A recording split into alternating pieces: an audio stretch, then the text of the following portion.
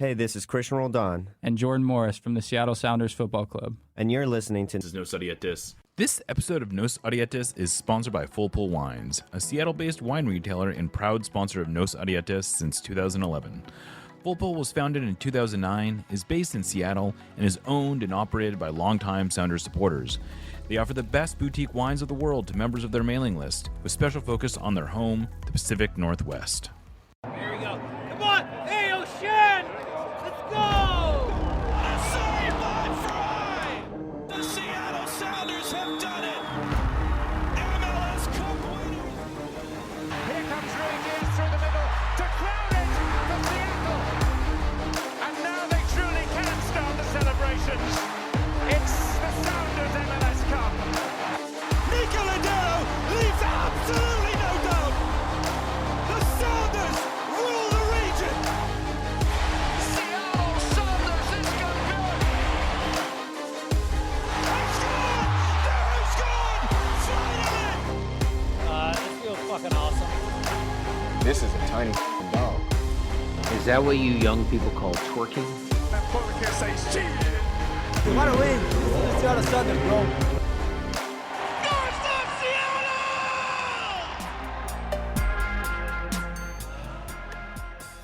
Welcome to another edition of Nos Adietis, sponsored by Full Pull Wines and our wonderful subscribers. We're recording on April 8th, 2024, ahead of Game Week 8 in MLS. My name is Aaron Campo, and I'll be taking on hosting duties this week.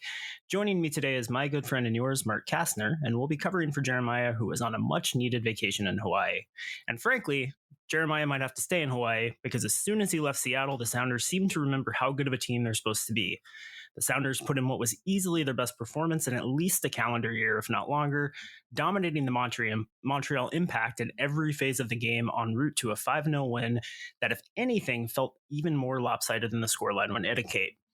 The Sounders got 2 first-half goals from Raul Ruidiaz, put an ending to any remaining doubt when Jordan Morris got his first goal of the season on 48 minutes, and tacked on 2 more late on from the unlikely duo of Alex Roldan and Dylan Tevez to send the Lumen Field fans home happy for the first time in a good long while.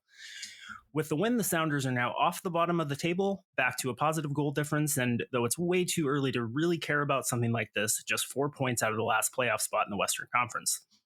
If you're like me and you've been inclined to believe that the Sounders are a very good team whose awful start was a result of the combination of underperformance that was likely unsustainable, horrible luck with injuries, and horrible luck on the field of play, this result will likely reinforce those beliefs, especially given that it came on the heels of a very solid performance in last week's loss to the Galaxy and happened against a very solid Montreal Impact team. If, however, you're among the decent number of Sounders fans that feel like this team still has some serious structural issues and needs major changes in the summer to truly be competitive, one strong performance against a team who, it must be acknowledged, are at the very end of a grueling 7-game road trip to start the season, and despite their promise have shown something of a propensity for getting blown out, probably won't be enough to convince you just yet. So, Mark, with all that being said, how are you feeling after this one? I feel really good. Especially after, it's probably still too early to say if the early season woes were just a hiccup or indicative of anything larger, but it just felt good to watch the Sounders beat the brakes off of somebody.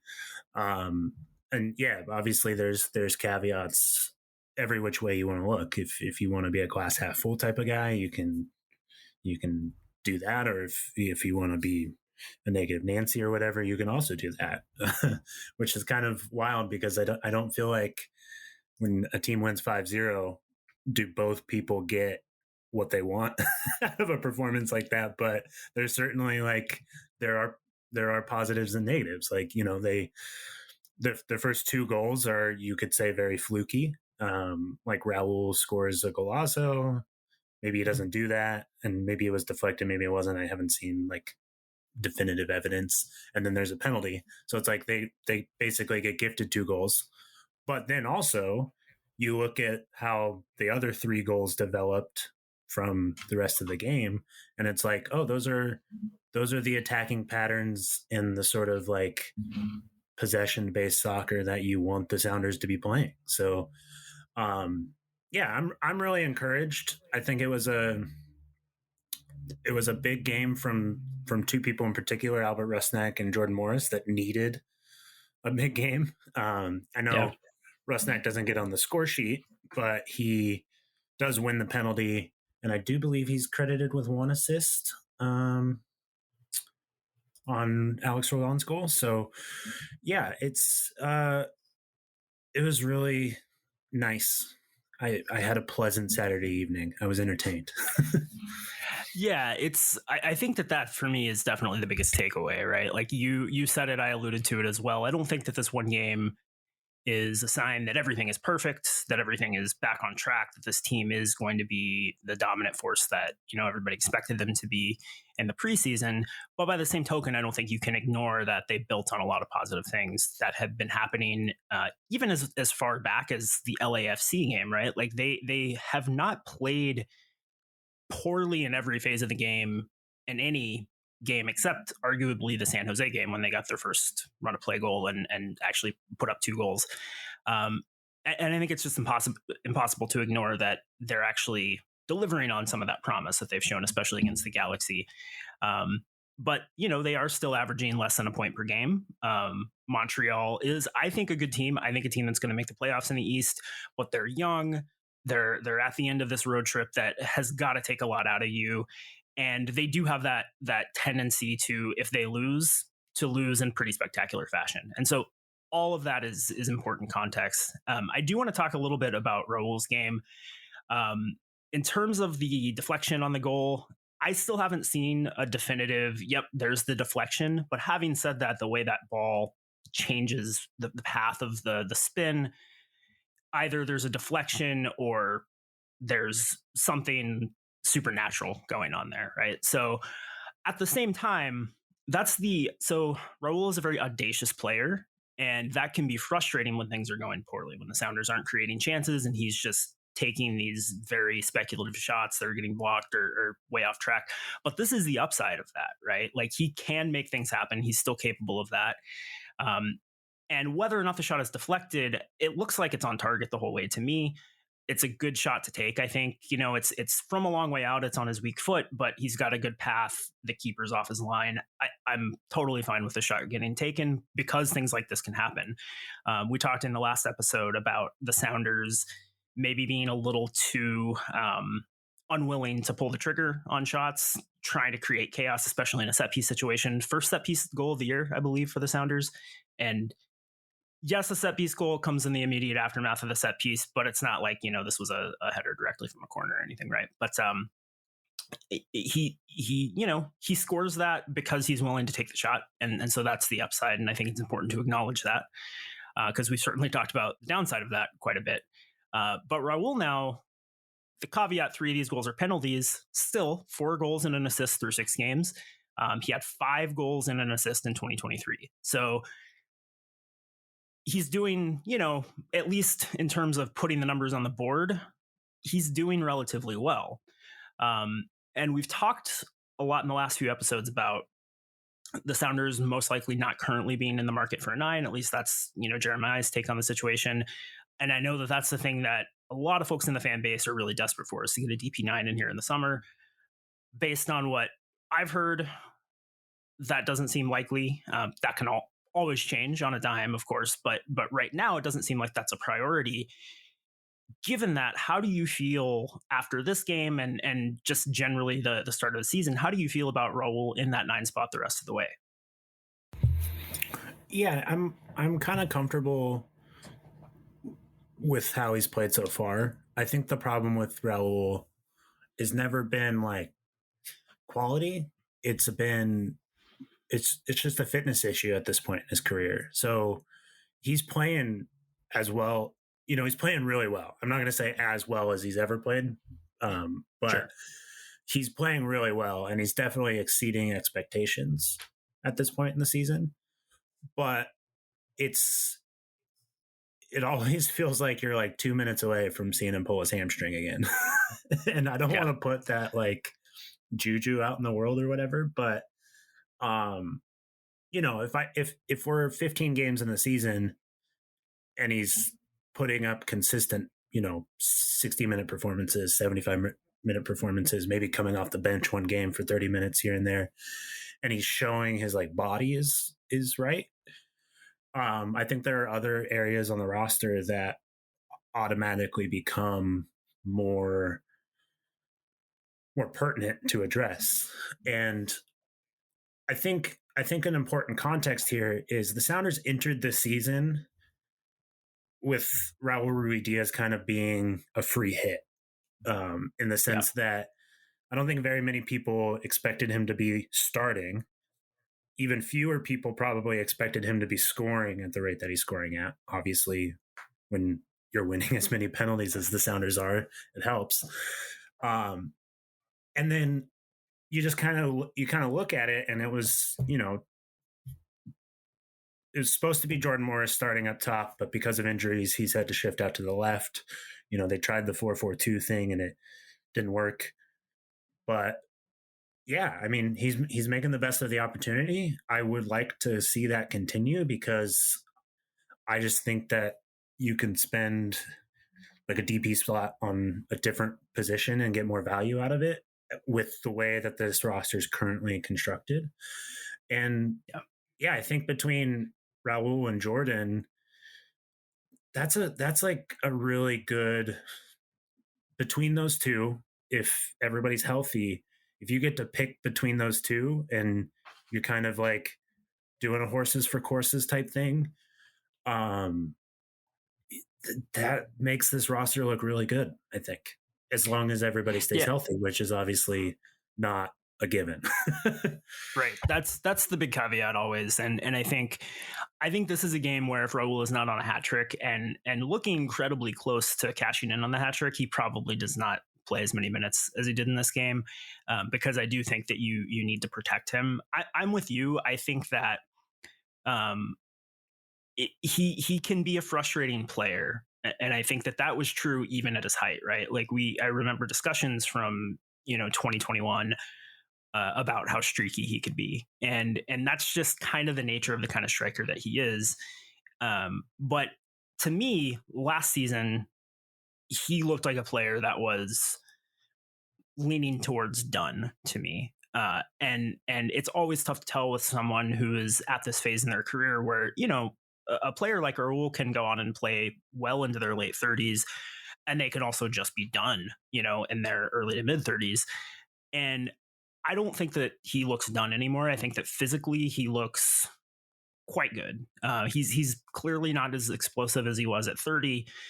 Who amongst us is, right? But he's honestly, I'm probably in much better shape than I was at 30, but I'm not a pro athlete. He looks capable of doing everything he needs to do physically to be successful. And, I don't want to, I think there's a tendency to discount penalties, right? And I think that that's reasonable to do in terms of, hey, this guy scored, 25 goals. Well, if 12 of them are penalties, that's context, right? That's useful. But, the penalties that Raul has converted have all been great. And I feel like the Sounders are a team that's going to get penalties. They've got 3 so far this year, I believe.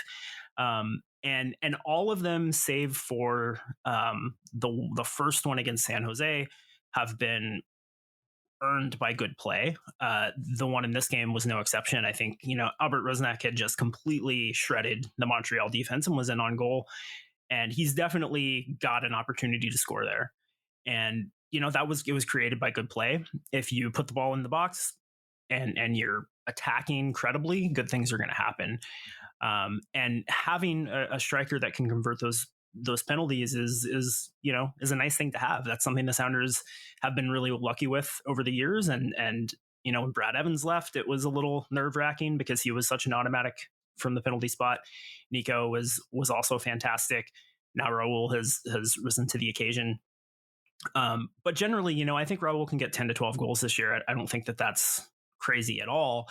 I think if Jordan can get 10 to 12, if Albert can chip in, I think this is a team that has the ability to score plenty. I don't think that they're a team that's going to regularly score 5 goals against, anyone in the league. I mean, they've done it very rarely over their history, but I think it's a team that can score plenty if their defense can be as good as, they've been so far this season and for most of last season. And I do want to talk a little bit about defense, or more specifically, one position in the defense. No matter what you think about Nuhu, I think it's fair to say it's never ideal when you have to make a substitution 11 minutes into the game.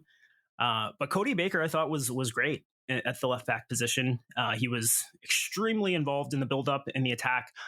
I don't buy in fully to the idea, not fully, I don't really buy in at all to the idea that the difference in the Sounders attack in this game and the first 5 games was Nuhu not being in there. I think the Sounders probably win this game pretty comfortably, no matter who is playing the left back spot, but it is impossible to ignore how involved Cody Baker was in the buildup. He had the most passes attempted in the team, the most completed passes, third highest number of progressive passes attempted, and the highest number of progressive passes completed. He's moving the ball forward. He's involved in possession. And those are things that, I think it's the most charitable way to put it would be that Nuhu has struggled doing some of those things in the past. But it's also worth noting that Cody Baker didn't have a lot to do defensively. Montreal just did not do a lot in the attack, and it was pretty obvious pretty early on that the Sounders were going to be able to hold on to the ball quite a bit. So if you're not having to worry about tracking back and defending, it's a little bit easier to feel confident that you can get involved in the attack. And my takeaway, I think, is that it's nice to know that Cody Baker can do a job really effectively at left back. Whether you think this is right, wrong, or indifferent, I think the left back job is Nuhu's to lose. And I don't think that this game is going to be enough to convince anyone in the coaching staff that there needs to be a change there. But I do think that having Cody Baker have this kind of strong performance at left back on the board is good for his standing, and it's going to make it a little easier to make that change if the time comes, or just to know that option is there. But as someone who, I think you won't be upset for me to say that you've been critical of Nuhu in the past, I wanted to get your take on this and see how you feel about, what Cody Baker meant to the offense in this game. Yeah, I think I thought Cody Baker played exceptionally well, considering, 10, 11 minutes into the game, he has to start playing when that's not a moment in the game that you ever really think. Like, if you're on the bench, you think like, okay, maybe I get in the second half, but like Nuhu goes down and then he has to come on. So I think considering like how quickly he had to like get ready, come on the field, and then just like didn't put a foot wrong for the rest of the match, I thought was, I think you have to praise the individual for that. And I do agree with you that I think the Sounders were going to play this well, regardless of who was playing left back or not, just based on the evidence of how the game ended up playing out, how the Sounders like attack was structured, and their buildup was structured. I would have to assume that the coaching staff built all of that with Nuhu in mind, playing in that position. So, hopefully that would have been true. One thing that gives me a little bit of like hesitancy is Cody Baker is so much quicker to receive the ball and get rid of it than Nuhu, that I do wonder if there is a sort of like marginal increase in quality in terms of like how quickly Cody Baker moves the ball just in general, because we've all seen Nuhu receive the ball, his first option isn't available, so he kind of tucks the ball, turns around, then passes it back to either the midfielder Jackson Reagan, and then is pointing at whoever.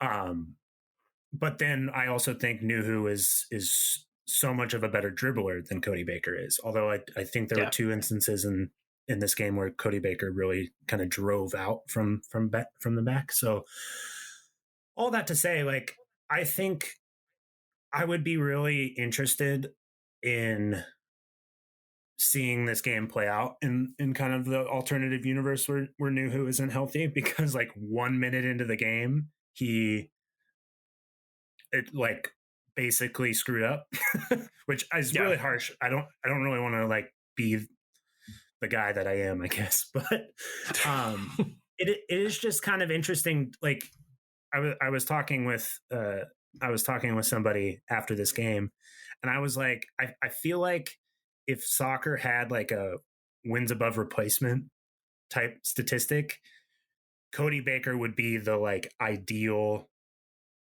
flatline of that.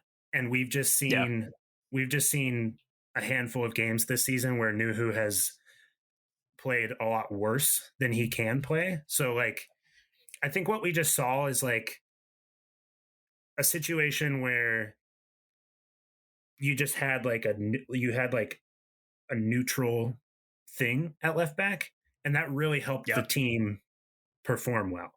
Hopefully, now that the Sounders have won, they've scored a bunch of goals. Hopefully Nuhu isn't too injured and he can come back in and contribute without sort of like all the narratives and kind of confidence issues that come with being on a losing streak.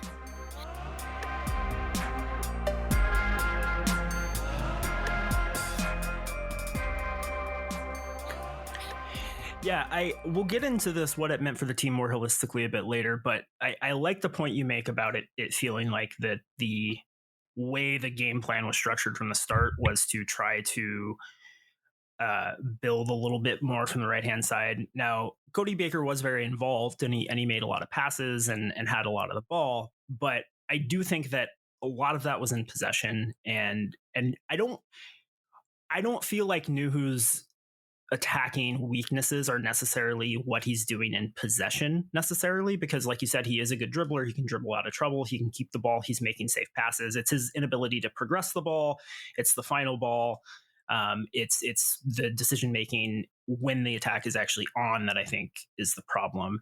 And so I'm kind of like you, where as nice as it was to get this performance from Cody Baker, and to have a little bit more information about what he can do with that position, I also kind of want to see the alternate universe of this game where Nuhu stays at left back and they have this game plan that it seems to sort of trying to be protecting his weaknesses, because I think the ideal world is you structure a game plan that benefits your players, the players that you have. You have a game plan that puts all of the guys on your team in the best position to succeed.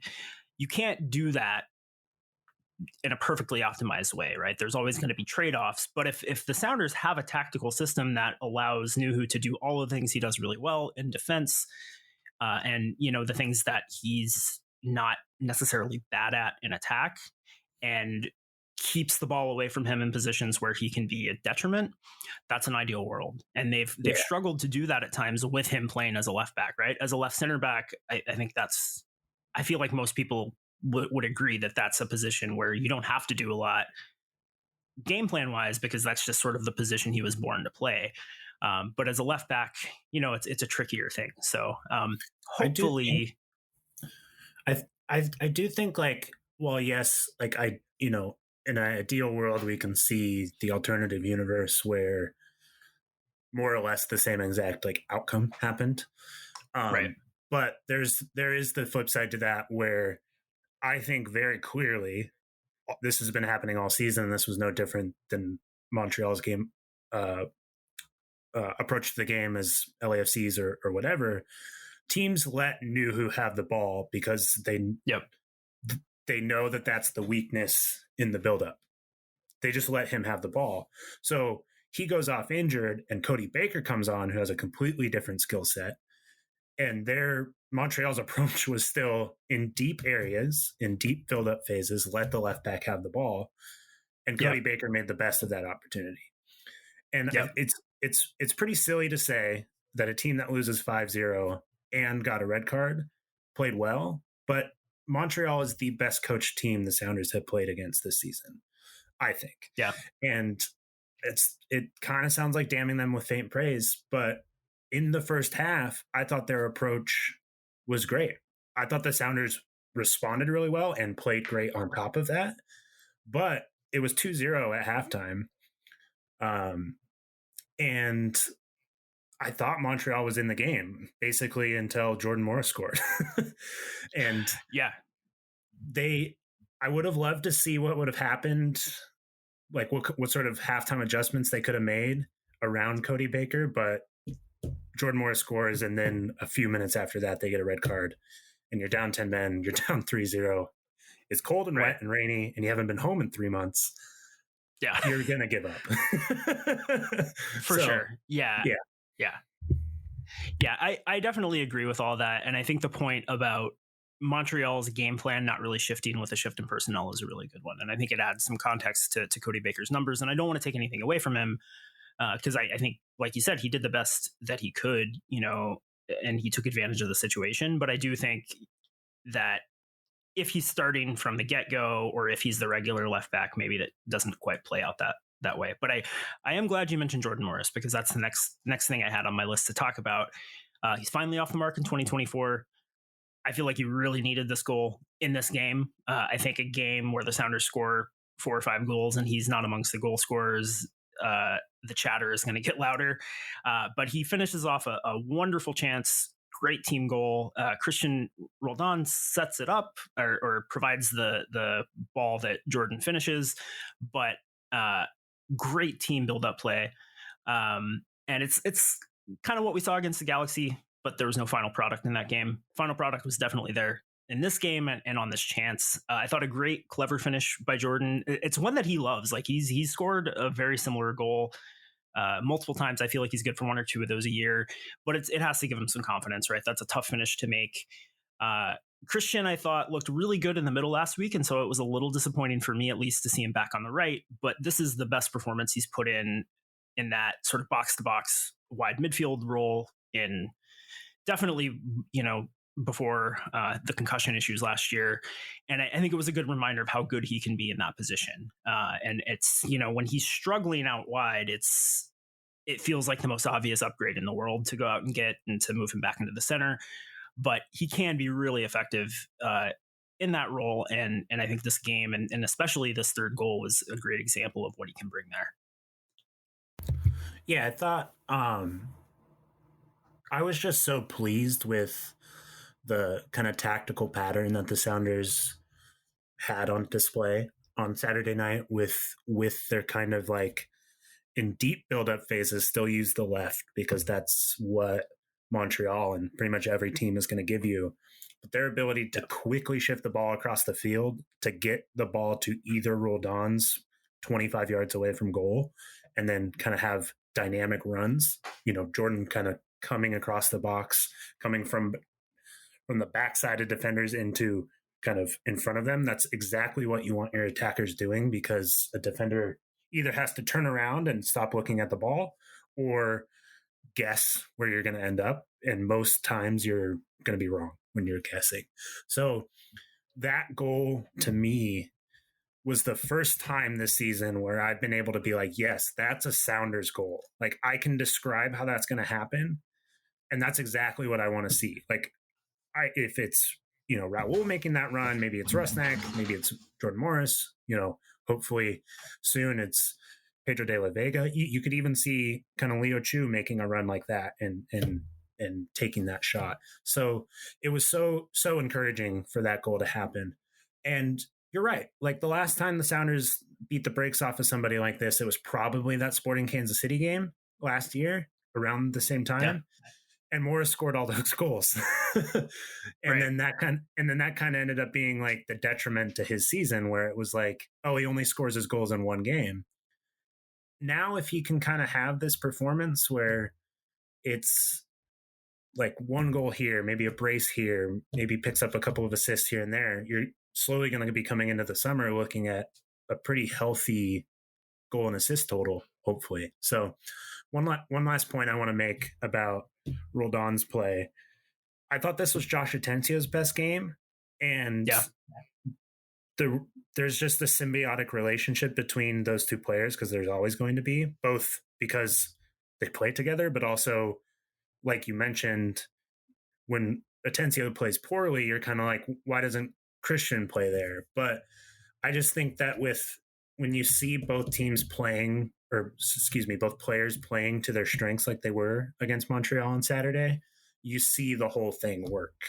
And Josh Atencio was that sort of, he was that kind of lever or that pivot to switch the ball from the left to the right. And he was often receiving a pass from Cody Baker, turning around and kind of having that curling right-footed pass out to Christian Roldan. I loved seeing that. That's like his bread and butter. So Yeah, I'm with you. I think that especially when Joao Paulo gets back, I think that a lot of the excitement over Christian in the midfield last week was that it was the best I think the midfield has looked since the LAFC game, if not, going back to last season. And I think Christian was a big part of that. But I think that I really do think that role in this system that the Sounders have, where they just are an unbalanced team, and that's sort of by design and also just sort of a necessity of the roster construction, having somebody that can play that sort of box to box wide role where Christian can give you a solid contribution in attack. He can score goals from the wing. He can set up goals, as we saw in this game. But his ability to run, to contribute defensively, to cover a lot of ground, to cut inside, to cover for whoever is in that 10 role getting forward, that's all super valuable and makes the system work holistically. And I feel like this was the first game, and the Sounders still don't have Pedro de la Vega, still don't have Joao Paulo for more than a cameo's a number of minutes. But this was the first game where you kind of saw the system working holistically and seeing how things are supposed to work, right? Because they actually had, a 10 who was doing what the 10 needs to do in this lineup. So it was good to see Christian put in a performance like that. I think that he's another player that needs a couple of good runs of games to get some confidence back and to just get more comfortable. And, I think confidence is a big thing for this team. And I think I'm a skeptic that it's ever like the explanation for something. But I do think that this is a team that has not gotten a lot of attacking reps this season. Like they've had to struggle. They've been, they've gone down early quite a bit. So they've had to try to break down bunkered in defenses. And so I really liked what the Sounders did after the third goal. Based on if you saw it, Ryan Schmetzer had his post-game locker room speech that the Sounders posted on social media, where he definitely, I think, made it clear that sort of taking the air out of the game was very intentional. And after the third goal, the game was over. The Sounders were quite content to just keep the ball. But I like to see them not as aggressively, but they were still prodding for chances. They were still, when the opportunities were there, they were decisive in going after them. And so it was good to see them say, hey, we've got what we need. We do not want to take any risk of letting Montreal back into this game. We don't want to get anybody hurt. We want to get some guys off the bench some minutes, but we're going to take the goals if they're there. And I think that for a team that does need those reps, that needs just for the sharpness and also the confidence, those last two goals have to be pretty cathartic when they've struggled as much as they have this season in the attack. Yeah, and it's even more kind of confidence building that they come from your right back and then one of your reserve wingers. I think, I really like Dylan Tevez just as a player, but I don't think he's the reason why that goal happens. I think he just kind of scores the goal that's going to end up finishing up, like very much finishing out the game because of the minute mark it happened in. But yeah, I think like we make things so complicated when in sports, sometimes they are just a lot easier. Like the dudes were feeling themselves and they were just kind of going off, and it was cool. It was awesome to see it. We haven't seen the Sounders play like that in a very long time. Like you're right to say it's been almost a year. Like maybe that St. Louis game last May, maybe. But even then, that was like a really tough first half, and then they just beat the brakes off of them in the second half. So I mean, I'm also skeptical about like how much does confidence play when like you should just be better than the teams you're playing against. But Brian Spencer as a person seems to be really big on kind of confidence and momentum. So if the head coach believes in those two things building on each other, then that's obviously going to have that's just his philosophy. So it's going to come through in the way he coaches the team. So maybe that's why when the Sounders struggle, it feels like the world is coming down around us, or and then on the flip side, like maybe it feels like we're never going to lose again after a game like this. So, yeah, I'm like ultimately really fine with everything, and I don't think every game's going to be like this, and we'll obviously talk about kind of what's coming up, but it was such a crucial moment in the Sounders season that I think we'll look back on and be like, this is either the flash in the pan, or this is where kind of things completely turned around. Yeah, it's definitely, I mean, I don't want to be negative because I'm actually feeling quite good after this game, but I couldn't help but think about that game against FC Dallas in 2016, where the Sounders, I think, won, I think it was 5 or 6-0. I think it was 5-0, Ziggy's last win. Yeah. And I don't think this is that situation, but if you are more skeptical of this team, I think that you probably are going to see some similarities. It's FC Dallas wasn't in exactly the same situation, but it was a compromised lineup. I think it's fair to say. It was also a midweek game. Midweek game, the Sounders benefited from a penalty that really helped get things going. So some similarities there. I think this Montreal lineup and team is much better, even if they are tired from being on the road as long as they have. But it's always possible that this is the proverbial, I hate this phrase, but people know what it means, so I'll use it, dead cat bounce. So I don't think that's true, but they got to do it next time out. I want to talk about things holistically and some of the tactical changes that you noticed. But before we do that, I do think it's important to call out Stefan Frei did not have a lot to do in this game, but he made a vintage, fantastic save on a point blank header from Joaquin Sosa in the 38th minute. I think the Sounders are always winning this game, but that game could have gone differently if Montreal gets one back there and it goes into halftime 2-1 instead of 2-0. And so it was nice to see him come up with a big save like that after letting in one that he definitely should have had against the Galaxy. I think Andrew Thomas is the keeper of the future. I'm excited about him, but I want Steph to go out on his own terms. And so every time he can make a save like this, I feel, a little bit better about his ability to do that. Yeah. And it's only the second shutout of the season. So yeah, I think it was real. Like you mentioned the video the Sounders posted on social media of Brian's post-game comments, but I think if this team is going to be as good as we kind of hope, it's going to have to be built on like an incredibly stingent defense. And part of having a defense like that is having a goalkeeper that can keep a game at 2-0 right before halftime so that you can go in and have the halftime speech and plan and kind of changes that you want to have. Because if it goes 2-1 at that point, you've got like 8-9 minutes with stoppage time of like things are a little hectic. You have your assistant coaches kind of hopefully not completely ripping up what they were planning on, honing in on at halftime, but it changes everything, I think, going in. Yeah. And then, maybe Montreal comes out in the second half and they score the Jordan Morris goal instead of us. It was just like, it'll go in 2 weeks. Everybody will kind of forget that save happened, but it really, really, really is important. So, yeah, for me, I think the biggest tangible thing that you can point to is the Sounders came out quite aggressively in the second half and they get that goal quickly. I think if it's 2-1, they're probably not coming out nearly as aggressively. And so that's, I think that's a big difference.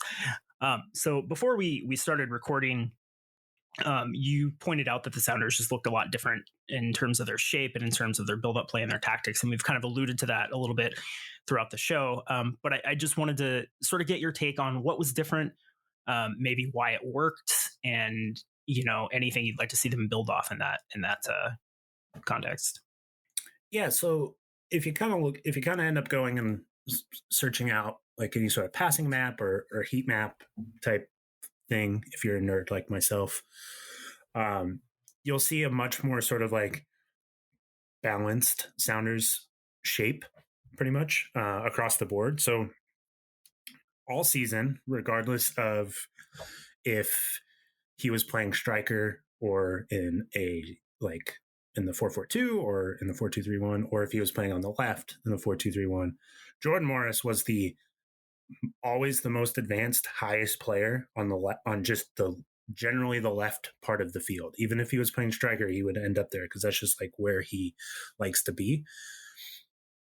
This game had so much more balance between the other three attacking players, Raul Ruidiaz, Albert Rusnak, and Christian Roldan, that just opened up so much more space for Jordan and Christian. But I'm primarily talking about kind of the difference in Jordan Morris's play. What that allowed him to do is, instead of being naturally like double teamed by a center back and a fullback, or a defensive midfielder and a center back, he had so many more kind of one-on-ones to just deal with. So if you go and watch his goal, he just completely he just runs across the defense and they don't know who should be marking him until it's too late. And a center back tries to challenge him when he gets the ball.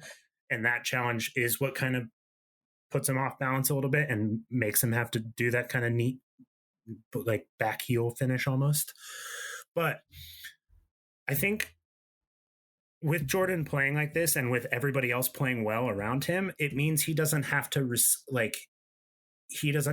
get the ball so much. And it's kind of funny because he receives the most progressive passes in this game. So it kind of sounds like I'm saying something counterintuitive, but with how badly or how poorly kind of the Sounders had been playing, he was having to be so much more involved in the buildup on the left side, where in this game, he just got to kind of be the final pass, or hopefully be the receiver of the final pass.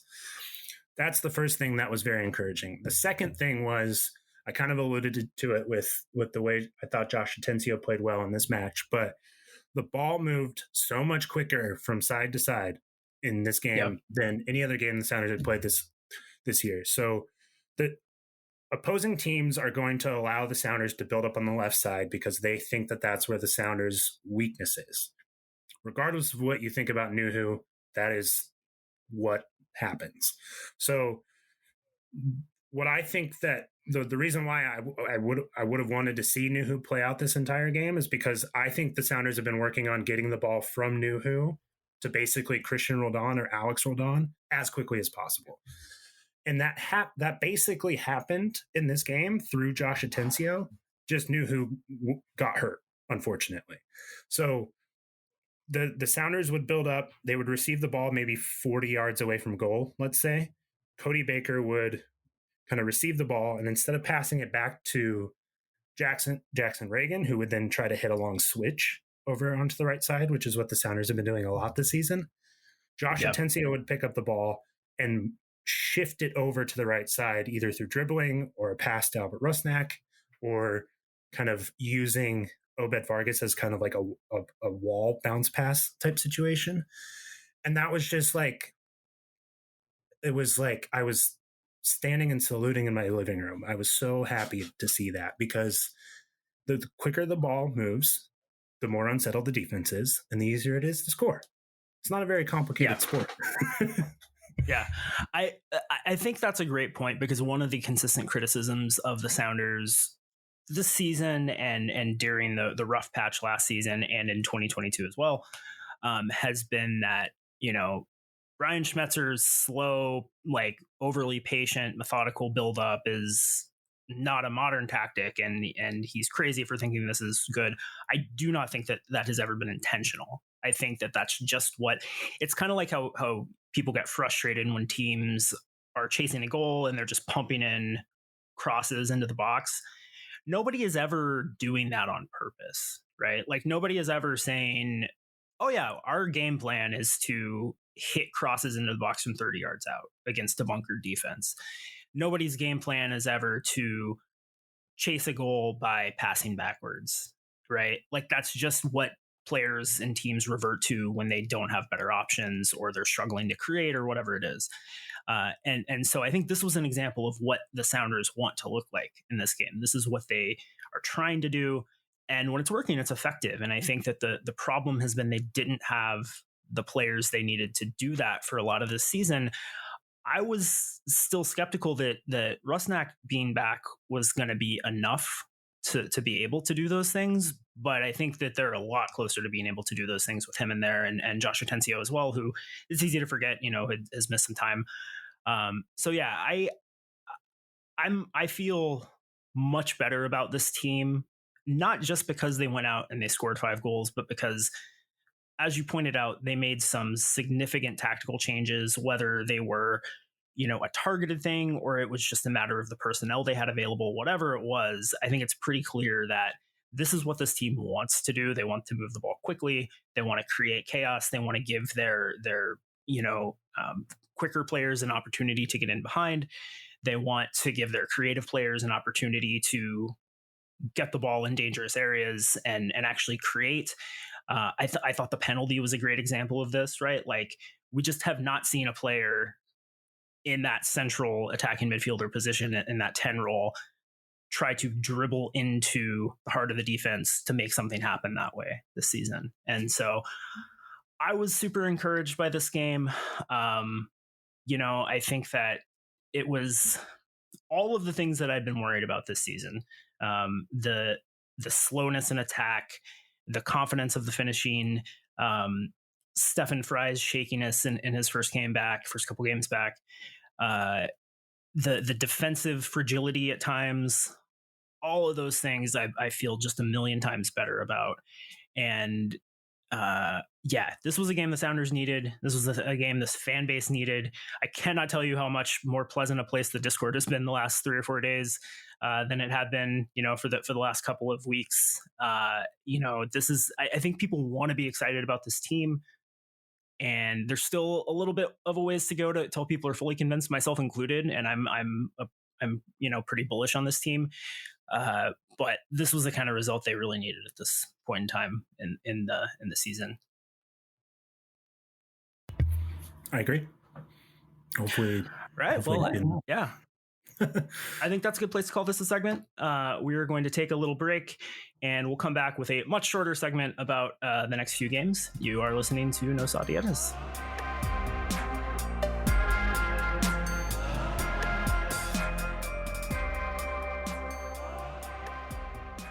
Welcome back to Nos Audietas. So we've got a second segment. It'll be a little shorter than the first one. We just had a lot to talk about. We're excited about a big win.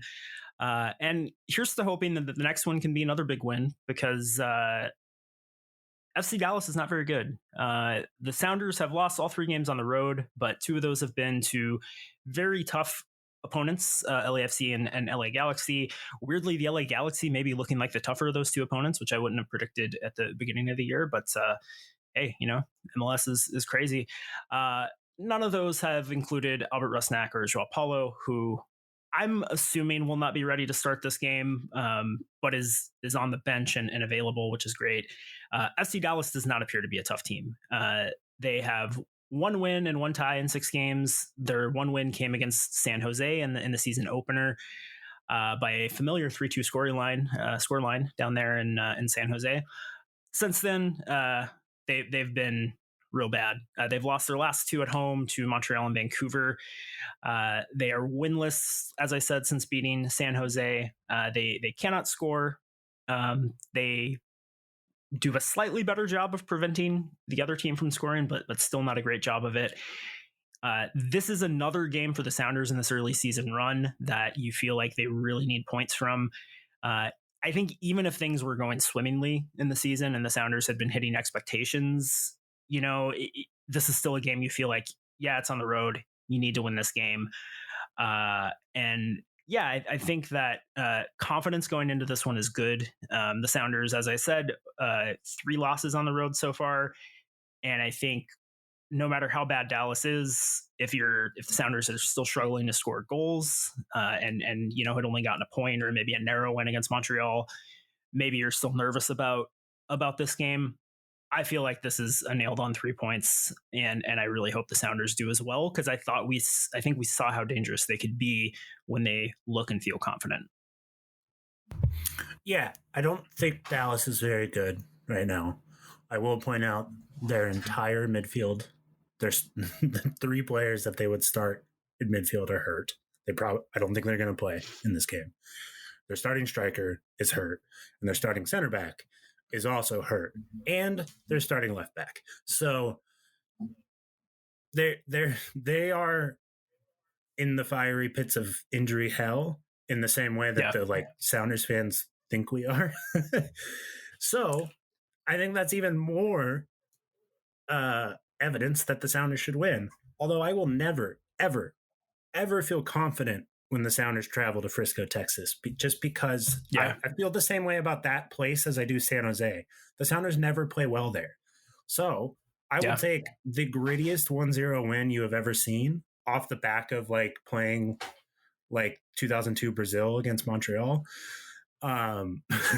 Just because it's Dallas, and I don't feel good about ever going to Dallas. So yeah, I think that's fair enough, and I think that's universal to the human condition outside of even the context of soccer. I think you're right, and I think that it's always probably foolhardy to expect 3 points in any game on the road in MLS. But I do think with the injuries Dallas has, and just with how poorly they've been playing this year and how poorly the Sounders have been playing this year, this is one that if you want to throw caution to the wind, this is not a bad place to do it. I don't think that that's going to happen, right? I don't think that Brian Schmetzer is going to say, we're going to win this game or die trying, right? I think that it's going to be the very business-like approach that this team usually takes on the road.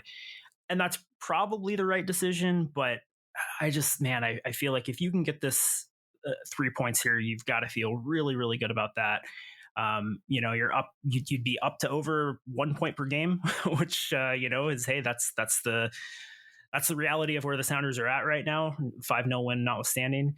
And I think too, this is a game that it would be really nice to get 3 points from, because it gets a lot harder after this. Next up for the Sounders, they're back at home, but they're against Vancouver, who are leading the Supporters' Shield race right now. They are scoring a ton of goals. They have the second highest goal tally in MLS behind Inter Miami. They are preventing goals at the best clip in the league. They're tied with I misspoke. They are second, third in the league. A couple of teams have allowed only 5. Vancouver has allowed 6. Still, they're playing great in both phases of the game. It's early, right? I don't know that I expect them to go at a close to record setting clip for the whole season.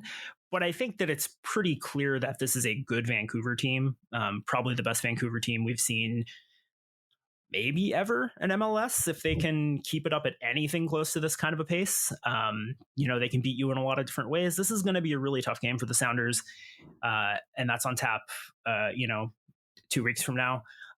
After that, they travel to DC United. DC United, not a great team, but a dangerous team. Traveling across country is always tough. And then they've got the Union makeup game and midweek, and that's going to come on short rest. And then they've got the Galaxy back here in Seattle. So a lot of travel coming up, some tough games. And I think you just have left yourself so little room for error with the slow start and dropping points in games that you really need to win if you want to be competitive, that you don't have the luxury of being as content with draws against bad teams on the road as maybe you would be in a more normal season. Yeah, I think the most kind of unfortunate aspect of starting the season without winning a game in 5 games is the margins get so much thinner. And Schmetzer and the coaching staff tried a bunch of stuff during those games that just didn't come off. Yeah. Mostly down to luck, but it was just kind of remarkable how they would try to do something different, and then that different thing would be the reason why things went poorly, which hopefully in a few months we can laugh about, mostly because I don't really want to have to like analyze that any deeper than just saying it was bad luck. But yeah, you just don't have any, like, you got to get points from these games because you didn't get as many points as you should have from other games. And that's like the most like John Madden level of an analyst I could give you. But I like Dallas being Dallas is whatever. Vancouver's the game that worries me a lot because on top of how good they're playing, they just seem like they have the best vibes in MLS. And that Right. like you can ride that wave for a really long time. Like St. Louis did that last year. If you just like, if your team has good vibes, if your fans are having fun, if your coach is saying insane things, but he's awesome, if you just have a good time, you can take that really far in MLS. And we've done that as Sounders fans. So it's kind of like, that's the game that really worries me. I probably think DC's better than you do, but they just don't lose games, but they also don't really win games either. So if you can get a point against an Eastern Conference team in the Eastern time zone, I'd take that all the time. And then that Philly game is just going to be weird because it's going to start at 6 minutes with a lineup that it's going to have the same lineup that the Sounders had when they were in Philly, and that game should have never kicked off to begin with. But we're dealing with scab refs, the decisions that they make even months later. So that's really cool.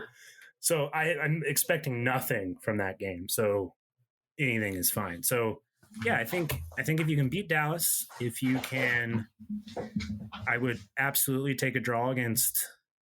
Maybe I wouldn't take a draw against Vancouver. Yeah, I think you just got to win the next 2 games and see where you're at. Yeah, it's tricky because I think these next 5 games, if I look at them in isolation, I say, you know what? If the Sounders get 6 points from these 5 games, I can't be too happy with those results in a vacuum. The problem is that would put them on 11 points through 10 games. And there's still plenty of season left at that point. There's still 24 games left, but you're going to be in a decent sized hole. And I think that if you grind out 6 points in the next 5 games, regardless of who the opposition is, that's not going to feel great. That's not going to help the vibes. But when you run down the list, you get a point against Philly, you feel good about that. I think you're right. You get a point against DC, you feel good about that. You never want to settle for a point at home, but I think if you can get a draw against Vancouver and LA Galaxy team, who to this far, those look like 2 of the best teams in the league. I don't think you can be too upset with that, again, in a vacuum. I do think that the Galaxy are beatable. I think the Sounders have a blueprint for how to play this team. I think if they've got them at home and they've got, I think João Paulo should be back, knock on wood, by that point. Pedro de la Vega might be back by that point, although I think that's probably still a little too early. But I think it's just going to be a much better Sounders team than the one that, came very, very close to getting something out of that game last week in LA.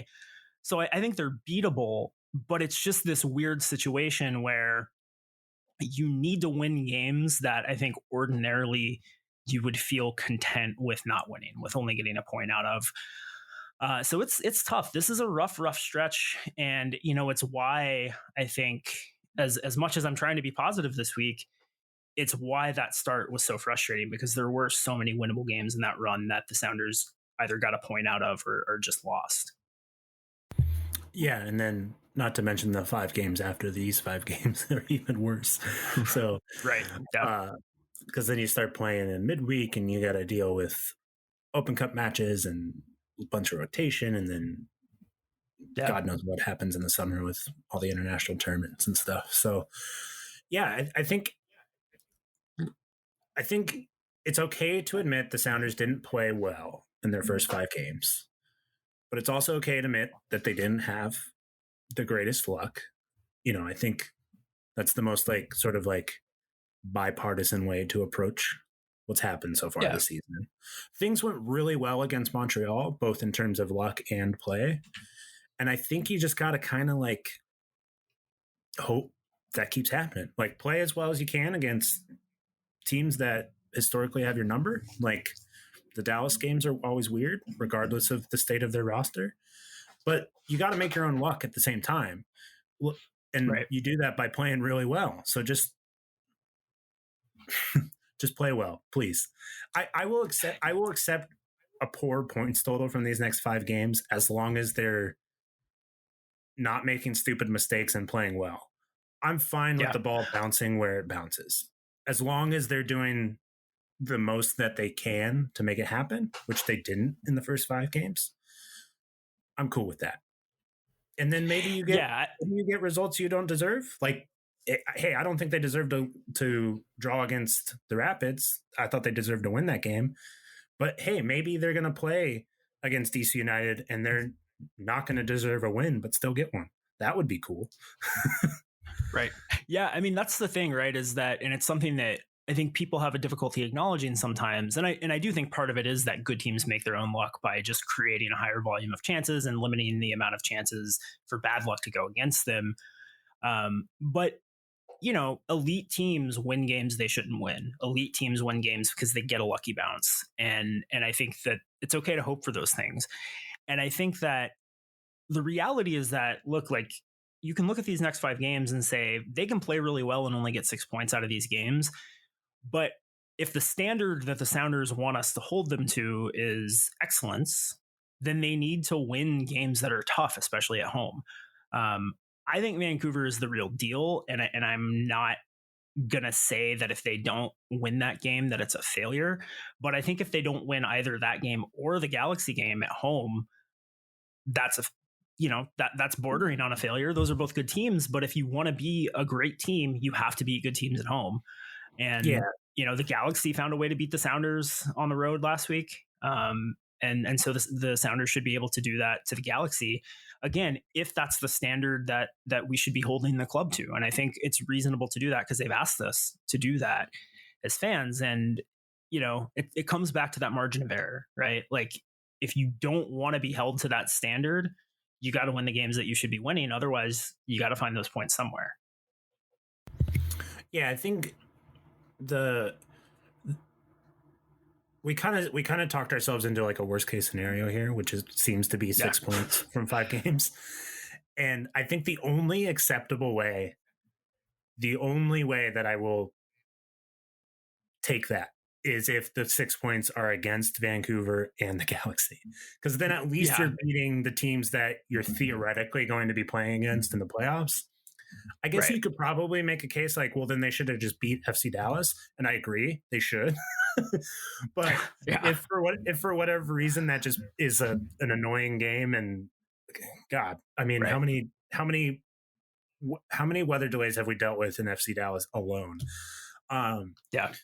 If that's just weird, and then you're on the East Coast and it's just 2 weird games, but then if you can beat Vancouver and if you can beat the Galaxy, I would feel fine. I wouldn't feel fine. I'd be very, very uneasy, but I would be at least, well, there's something to build on. But it's proof of concept. If you're good enough to beat Vancouver and if you're good enough to beat the Galaxy, you can probably get something.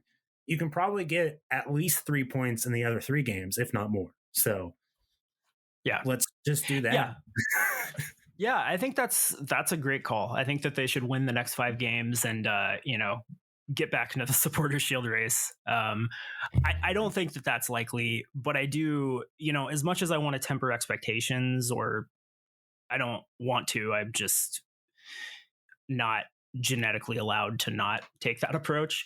But I do think that there's a reality where the Sounders do get 9 or 10 points. I think the Philly game is going to be tough. I think that's going to be a really tough game. They're a very good team, and the Sounders are not going to be able to start the kind of lineup that is going to be the one most likely to score a bunch of goals. At the same time, the Sounders defense has been great, and their defense is going to be more or less intact. So maybe they can grind a point out in that one. But that's also a game that you're on short rest, and you've got another game coming up, and you've got a lot of travel. So maybe it's not the worst thing that you're not going to be able to play all of your attacking players who are still on their way back from injury and getting back to full fitness. That's a weird one because that lineup is already set. You know exactly which players are going to be playing in that game unless the Sounders want to burn a bunch of substitutions from that game. So that makes the DC United game even trickier because you're probably not going to start Raul against DC because he has to start against Philly. So, damn, man, those 4 days are going to be very uncomfortable, I think. And I think the Sounders tend to do pretty well when things are weird and uncomfortable. I think that's kind of like dragging other teams down to the mat. And I don't think those games are going to be very fun to watch. But I think you're going to learn a lot about kind of the steel of this team between those two games, just because of how weird of a circumstance that Philly game is. It's not just another midweek game. It's a game that has already started that they have to play again with the same exact players on the field in decisions that they had to make a month ago because of the state of the roster are going to carry on basically 2 months later. It's crazy. It's very stupid. I can't believe MLS isn't just saying that game should just restart. But the same thing is true for Philadelphia because they rotated their lineup crazy because that was in between two CONCACAF games. So I think that I'm hyping myself up. I'm expecting something good to come from that. Yeah, I mean, there's no harm in it, right? Like, it is kind of a free hit. It's a game that it's not already in the books, but in a way it kind of is. And yeah, I think anything you can get out of that game is a nice bonus. And, I don't know. There's no reason to think they couldn't win that game because like you said, Philly doesn't have their A team in the game. But I agree that it's just ridiculous that game was allowed to start. I'm still upset that teams at this level can have pitches with drainage that bad. It's been 2 games now in this season where it's had a huge impact on a game. I think, I said I wouldn't blame the loss in LA on the pitch, and I'm sticking to that, but I would love to see that game replayed without the pitch being waterlogged. I'm glad they didn't have to reschedule it. Don't get me wrong, but it's just, and now they've got this Philly game that's, coming in a really busy period with lots of cross country travel. So it's pretty upsetting. And yeah, I think that the right thing to do for the league would have been to say, you know what, this game never should have started. Because we had the replacement refs, we're going to consider this, extenuating circumstances and just start this game over and not hold teams to the same roster constraints and lineups. But I get why they wouldn't want to do that for PR reasons or what have you, but it's frustrating. But all that aside, I think this is going to be a really important stretch of games for the Sounders. That seems like a very obvious thing to say that probably doesn't really need to be said, but it could be the difference between this Montreal game being the start of the turnaround and something great, and this Montreal game just being like a nice little distraction on the way to a lot more hard work to do. There's hard work to do either way, but this can be either, the Sounders get 9 or 10 points out of these next few games. They're fully back, right? They're not quite back into the thick of the race, but those are good results against good teams. And you got to feel pretty confident in their ability to finish strong going into the summer and maybe go on a little run when the schedule gets a little bit softer. They struggle. They get 5 or 6 points. There's still quite a grind. And, we also have to acknowledge the reality that those road games don't come easy. They're not able to get it done at home. And they come out of this, in a pretty bad position still, which would be a huge downer. So let's hope that doesn't happen. But I think that's a good place to call it a show. Mark, thank you so much for joining me. It's always a pleasure. Is there anything you want to plug? I've always wanted to ask that in a podcast, so I'll just go ahead and say that. I have nothing I want to plug. You should read it Sound Our Heart, but if you're listening to this, you already read it. Yeah. So thanks for reading Sound Our Heart. That's what I want. plug. Thank you for reading Sounder Heart. Thank you to our subscribers for making this show possible, and thank you to Full Pull Wines. I love you, Full Pull Wines. My wife and I had a bottle of wine that we got there this weekend. It was wonderful.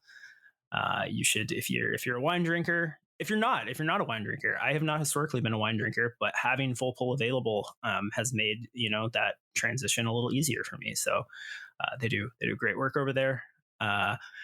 This has been Nos Audietas. Jeremiah should be back next week, so we will have regular service returned. You will have to hear me about half as less or half as much as you did this week. So thanks for slogging through that with us. We love you, and we will see you next time.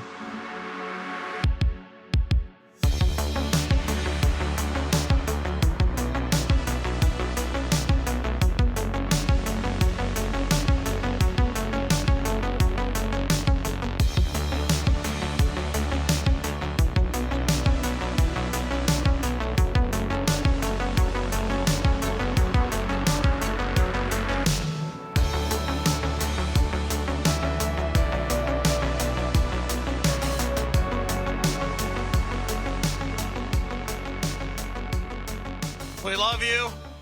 Let's win another one!